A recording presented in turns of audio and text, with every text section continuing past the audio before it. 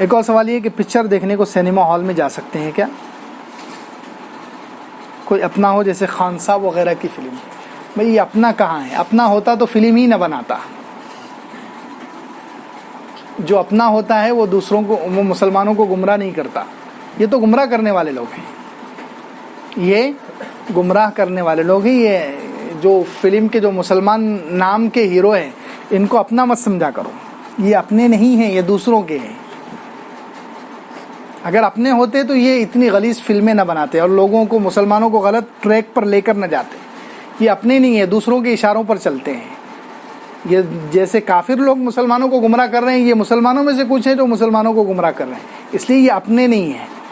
तो इसलिए किसी भी मुसलमान की भी फिल्म हो, वो भी देखना किसी भी हाल में जायज़ नहीं। उसमें बहुत सारे हराम काम एक साथ जमा हो जाते हैं फिल्म में। इसलिए चाहे अपने मोबाइल पर देखो या हॉल में जाकर देखो, हर हाल में हराम है। सिनेमा हॉल में जाकर देखेंगे वहाँ भी हराम है, अपने मोबाइल पर भी हराम है। किसी भी किस्म की पिक्चर देखना जायज़ नहीं है, चाहे वो मुसलमान हीरो की हो या गैर मुस्लिम हीरो की हो।